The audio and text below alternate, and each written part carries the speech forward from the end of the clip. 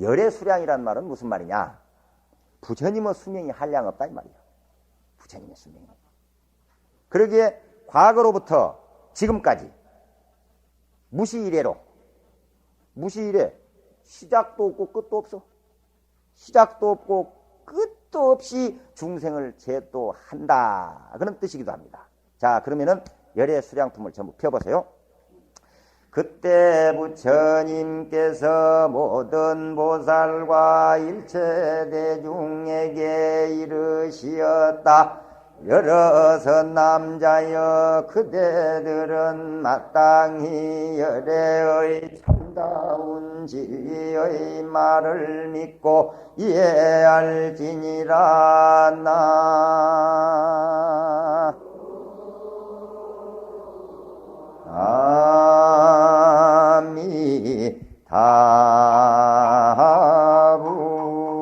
아미타불. 저 앞에서처럼 이제 대중들이 믿지 않고 의혹을 낼까 봐서, 의심할까 봐서, 사실 믿음이 없잖아요. 참 중생들은 믿지 않습니다. 믿질 않아. 무슨 말, 뭐든지 먼저 의심 먼저 해버려요. 딱 의심 먼저. 그거 희한하대. 예를 들어서 저 길가에서 또 요즘에 거의 탑바르로 이렇게 다니는 스님들이 많이 있잖아요. 그냥 있는 그대로 보면 좋을 낀데 저거 가짜까? 진짜까? 지가 진짜면 못오고 가짜면 못이요? 맞아, 예? 맞아. 안 그래요? 진짜면 뭐 어떻고 가짜면 지가 어쩔 거요? 스님이면 그냥 스님으로 보고 돈 1,000원이라도 있으면 주워버리면 그만이지, 어디로 오면. 근데 꼭 의심을 해요. 의심할 일이 뭐 있어? 의심할 것이 없어요. 지가 가짜면 지가 짜지 내 가짜인가? 그렇잖아요. 그냥 꼭 이렇게 의심을 해요. 먼저 딱 바닥을 의심 먼저 딱 깔아놓고는 이 세상을 모든 걸 보니 이게 문제인 거예요. 그놈이 그냥 의심. 그래, 중생은 의심이 많대요. 의심이. 긍정을 안 해. 그냥 있는 그대로 참 좋게 보면 되는데 그냥 꼭 꼬투리를 잡거든. 꼭 꼬투리를 잡아. 그냥 있는 대로 꼬투리를 잡아요. 의심을 할까 봐서 그 똑같은 말을 3번씩이나 해요. 그대들은 마땅히 열애의 참다운 진리의 말을 믿고 이해할지니라. 그대들은 열애의 참다운 진리의 말을 믿고 이해할지니라. 그대들은 열애의 참다운 진리의 말을 믿고 이해할지니라.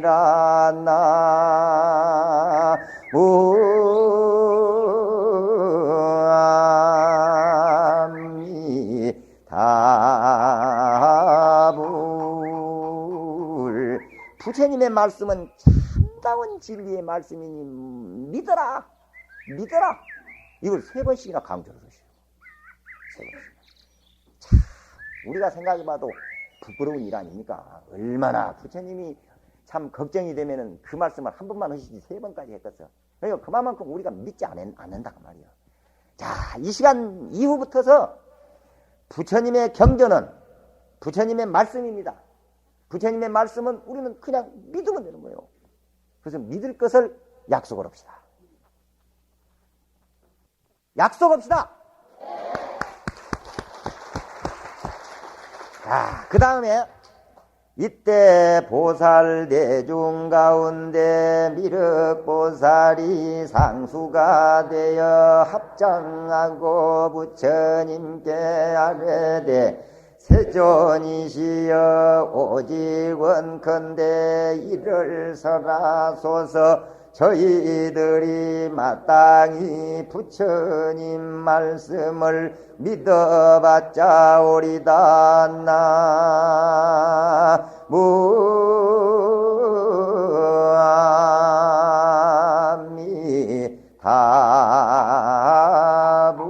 나무아미타불. 여기서 상수가 되었다 그 말은 대표가 되었다 그 말이에요.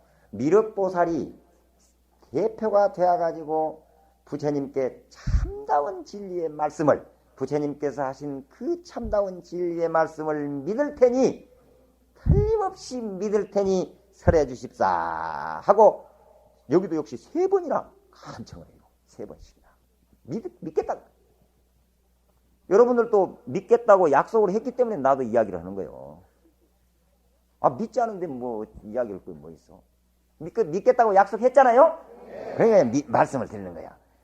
서가모니 부처님은 보리수나무 아래서 도를 깨달았다고 근데 부처님이 말씀하신 거예요. 여기서 서가모니 부처님은 하늘의 사람들이나 인간들이 서가모니 부처님은 보리수 아래 설산 보리수 아래에서 도를 깨달았다고 얘기들을 하지만은 모르고 하는 소리다.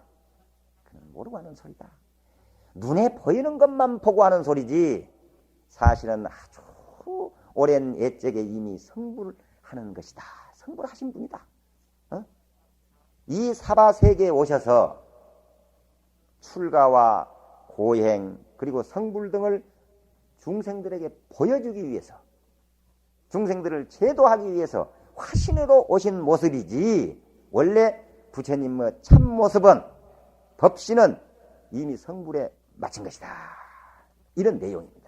쭉 읽어보면 다만 방편으로 이제 중생을 교화하기 위해서 그런 모습들을 여러 가지 모습을 보이고 여러 가지 법문을 설하신 것이기에 그것이 모두가 다 진실한 것이다. 거짓이 아니다 이 말이에요. 모습을 보여주고 화신의 모습으로서 출가의 모습을 보이고 또 깨달음, 고행, 또 중생을 제도하는 이러한 모습들이 전부 진실한 것이다. 거짓은 아니다. 그리고 열애는 진짜 부처님은 생사가 없고 진실도 허망도 없다는 거예요. 그런 내용으로 쭉 설명을 했어요. 자, 여기서 이제 문제가 생겼습니다. 한 가지 문제가 생겼어요. 어떤 문제냐? 부처님은 수명이 한량이 없다고 그랬어요. 영원히 죽음이 없다. 영원히 삶도 없다. 생사가 없다고 그랬습니다. 부처님의 수명은 한량이 없다. 우리 말로는 표현할 수 없을 만큼 수명이 한량이 없다는 거야. 그런데 어땠습니까? 부처님께서는 쿠시나라 가라 사라쌍수 아래서 열반을 우리에게 멸도를 보여주셨지 않습니까? 돌아가셔 버렸단 말이요. 아이고 한량 없이 그렇게 수명이 길다면서 왜 죽어버렸냐 이거예요. 이제 이런 의심이 생길 거 아닙니까? 왜 돌아가셨느냐? 왜 돌아가신 모습을 보여줬습니까? 이제 이 의심이 딱 생겨버릴 거예요.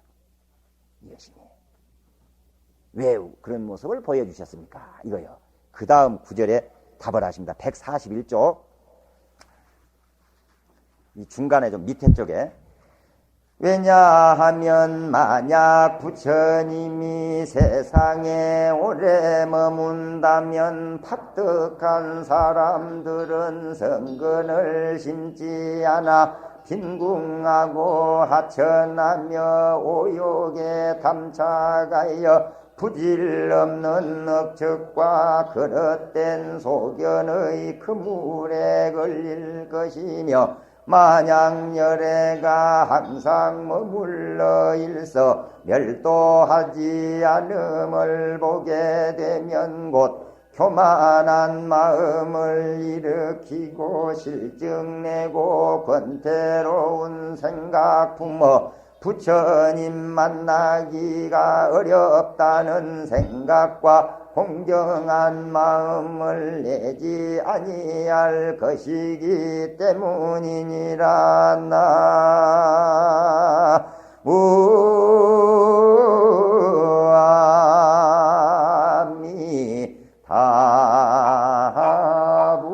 나무아미타불.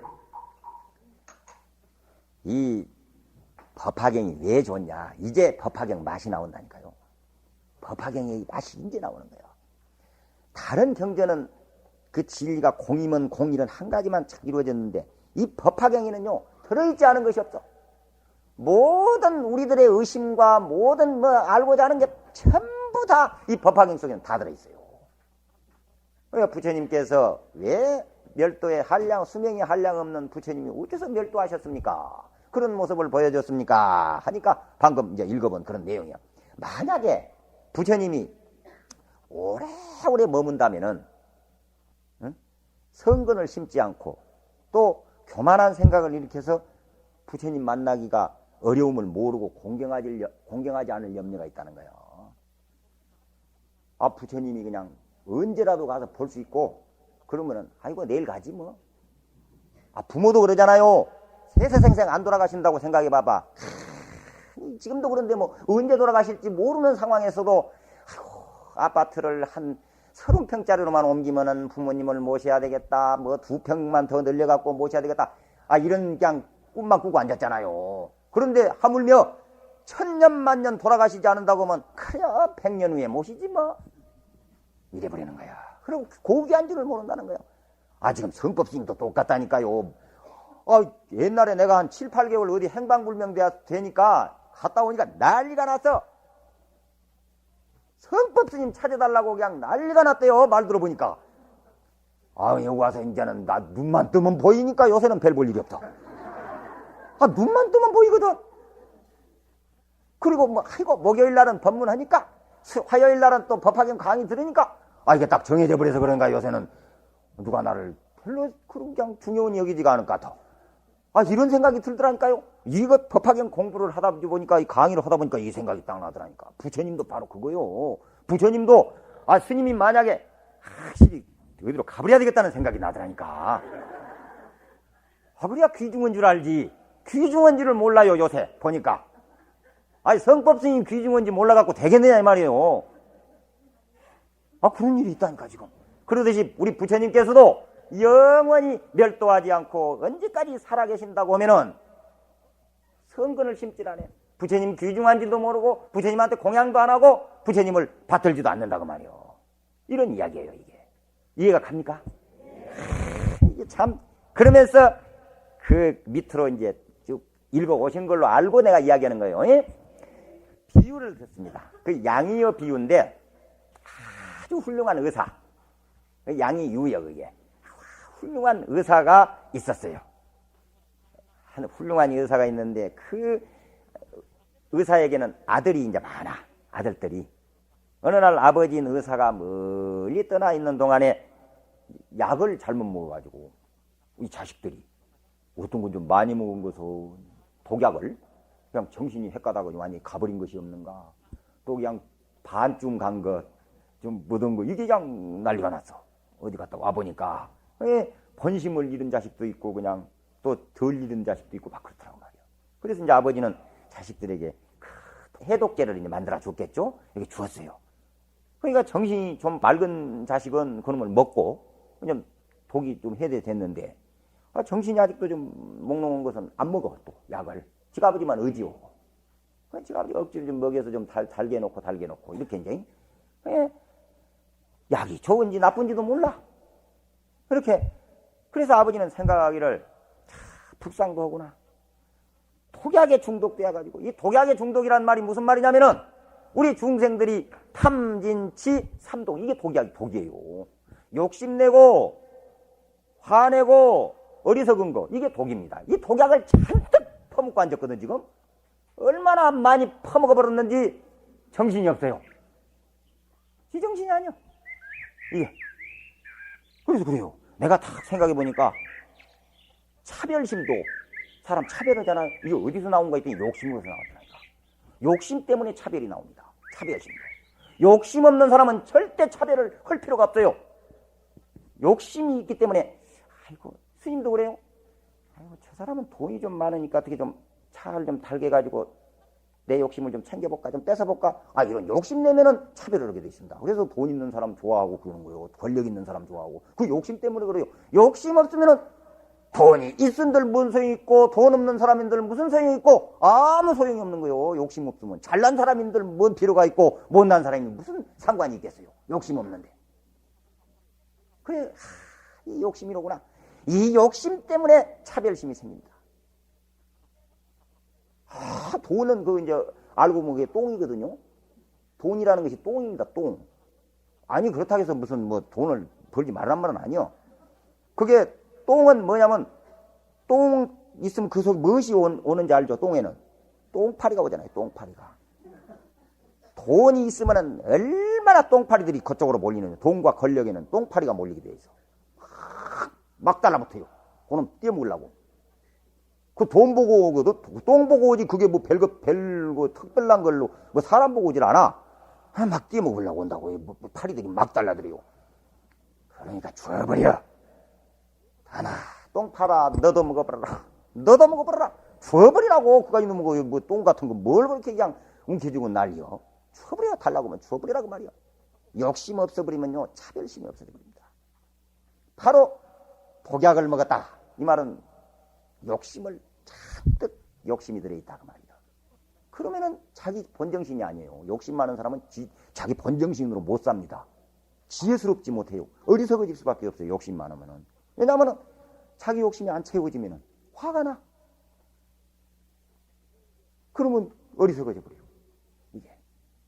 그래서 이제 그런 중독이 돼가지고 정신을 못 차리니 그래 그저 애비만 의지하는구나. 어떻게든 방편을 베풀어서 약을 먹게 해야 되겠구나. 이렇게 이제 그 의사 아버지가 생각하는 거야. 생각하고 자식들을 다 불러 모았습니다. 모아놓고 이제 애비는 늙었으니 너무 늙어서 너희들을 돌볼 수가 없구나. 그러니 이 약을 다 지어주면서 의심하지 말고 먹도록 하거라 하고는 멀리 떠나가십니다. 아버지가 멀리 떠나서 그런 후에 사람을 시켜가지고 아버지는 돌아가셨다고 통지를 해요. 너희 아버지는 돌아가셨느니라. 이수성이 가버렸다니. 이렇게 아버지가 안 계시니 그 말을 들은 자식들은 이제 어쩔 수 없이 의지할 곳이 없다고 말이요. 아버지가 없으니까. 의지할 곳이 없으니 할 수 없이 자기들 스스로 병을 고칠 수밖에 방법이 없다. 이렇게 생각하고 정신을 차리고 아버지가 남겨놓은 약을 먹는 거예요. 이렇게 먹어요. 그래서 자식 이제 병을 낫게 했다는 그런 비유가 이제 거기서 쭉 나온 겁니다. 다시 말해서 자식을 위한 마음, 그 양이가, 그 의사가 자식을 위한 마음으로 거짓말을 하는 거예요. 그냥 죽지 않고도 죽었다고 그러고, 그것은 자식을 위하고 자식을 사랑하는 마음, 자식을 살리고자 하는 그런 마음에서 방편을 베푼 것이니까 그건 거짓말이 아니고 허물이 되지 않는다 하는 그런 내용입니다. 우리 부처님도 이와 같아서 성불하신 지 오래지만 또 그리고 수명이 한량없지만 돌아가신 것이 법이 없지만은 방편으로 이 법화경이라는 희유한 보약이요. 이게 보통 보약이 아니에요. 어떤 데 치료하는 보약이냐? 삼독에 취해가지고 그 삼독약을 먹어가지고 탐심, 진심, 치심이라는 이 세 가지 독약 그냥 독에 취해버렸어요. 보다. 그것은 그 병을 그 독에 취해 그냥 완전히 중독된 그 병은 오직 법화경으로밖에 고칠 길이 없다. 해서 법화경이라는 큰 아주 거룩한 약을 희유한 약을 먹도록 하기 위해서 멸도를 했다고 하셨다. 안 먹으니까 부처님한테 가서 저러면은 다 복받는데 이렇게 해서 그러니 안 되겠어. 이제는 내가 그러니까 부처님 당시에는 부처님이 위주입니다. 역사적으로 종교나 특히 우리 불교는 시대의 변천에 따라서 변화됐어요. 종교의 방법이 변화됩니다. 부처님 당시는 부처님이 위주가 돼서 부처님이 되려면 이렇게 하고 부처님을 의지해서 살았습니다. 부처님이 열반하신 뒤에는 한참은 또 소승불교로 아라한 불교가 되어요. 나한 불교라고 그래요. 보다.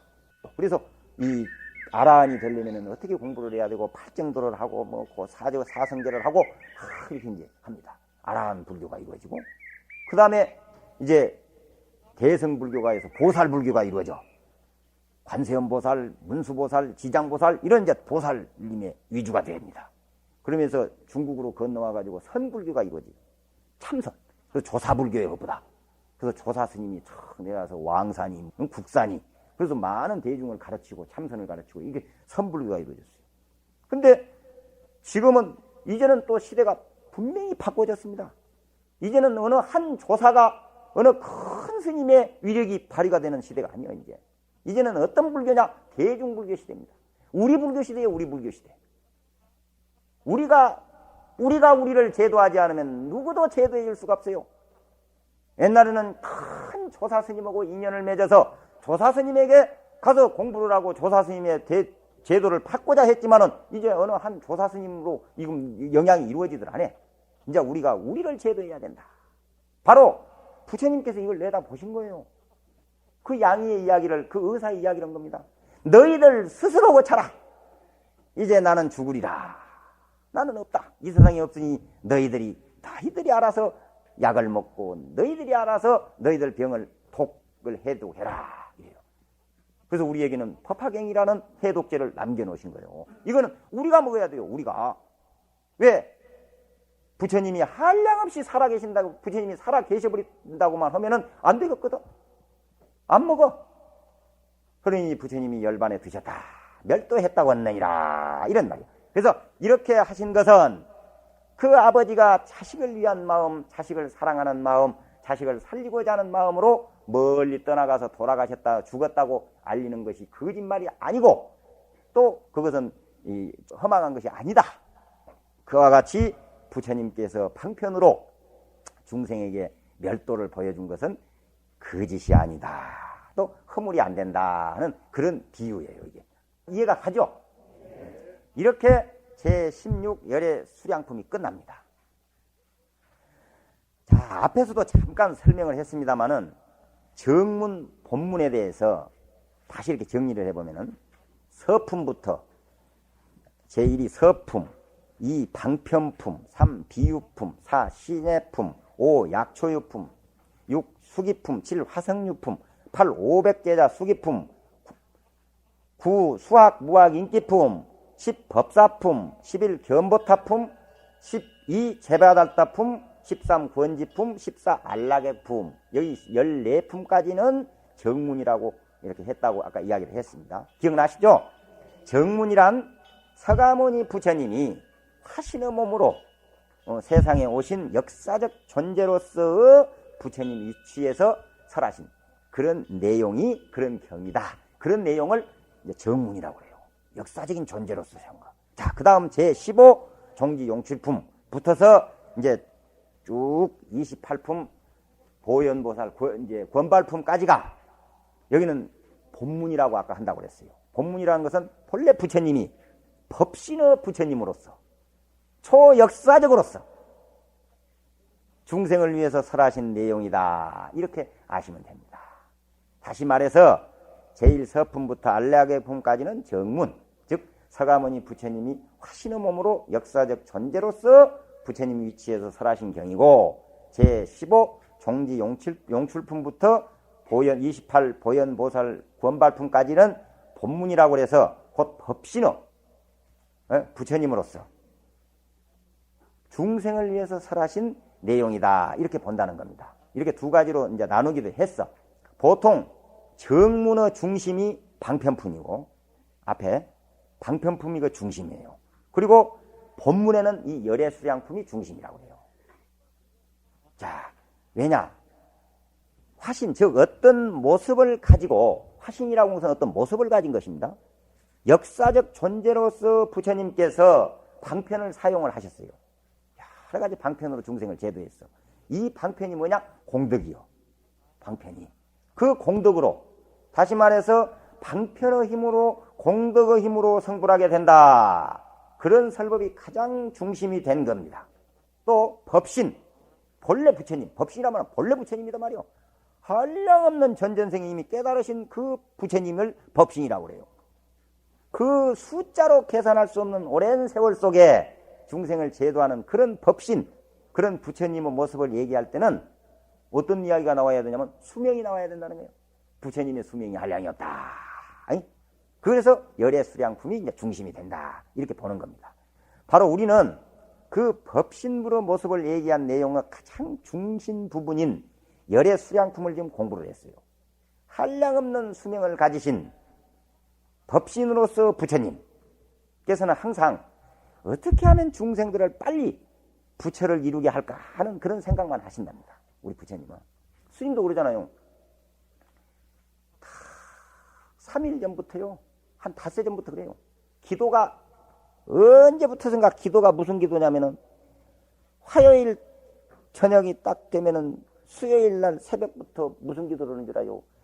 때 이런 목요일이니까 천수경강이니까 제발 사람 좀 많이 오쇼 하고 기도를 합니다. 또 그리고 그놈 또 목요일이 딱 지나면은 금요일 날 새벽부터 화요일 날 법화경 강의 제발 좀 많이 오시오. 이 기도밖에 안 해요. 하는 일이 그거예요. 왜? 부처님도 그랬어요. 어떻게 하든 간에 한 사람이라도 많이 성불을 시키고자. 응? 그러듯이 스님도 그런 생각이요. 그냥 어떻게든 제발 이런 마음. 그래서 항상 그냥 빨리 부처를 이루게 할까. 또 법화경을 어떻게 하면 한 사람이라도 많이 듣게 해줄까. 이런 말이야. 자, 이런 설법을 들은 우리는 어떻게 해야 되느냐. 부처님의 수명이 한량이 없다. 부처님은 돌아가신 줄 알았는데 우리는 지금까지 부처님은 열반에서 들으셨다. 후시나라가라 사라쌍수 밑에서 49년간 설법을 하시고 이 법화경을 마지막으로 열반경을 끝으로 돌아가셨다고 우리는 지금까지 알았는데 오늘 들어보니까 그것이 아니다 이거요. 부처님은 돌아가신 것이 아니에요. 그랬죠? 아까 믿는다고 그랬으니까 대답해봐요. 부처님은 돌아가시지 않았습니다. 부처님은 살아계신다는 거예요. 한량없는 수명을 가지고 살아계신다. 이 말을 딱 들었을 때 제일 처음 우리는 무엇을 해야 되느냐 이 말이요. 그 말을 들었으니 어떻게 해야 되느냐. 그건 다른 게 아닙니다. 곧 기쁜 마음을 내야 된다. 이제 기도할 맛이 난다. 이 생각을 해야 된다는 거예요.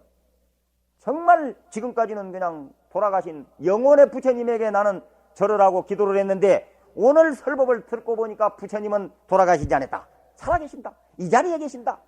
살아계신 부처님에게 내가 기도를 하니 이 기도가 얼마나 할 좋은 기도며 보람된 기도냐 이런 생각을 해보시라니까요. 한번 이 세상에서 가장 내가 좋아하고 존경하는 사람이 돌아가신 줄 알았는데 살아있다는 말을 들어봐봐.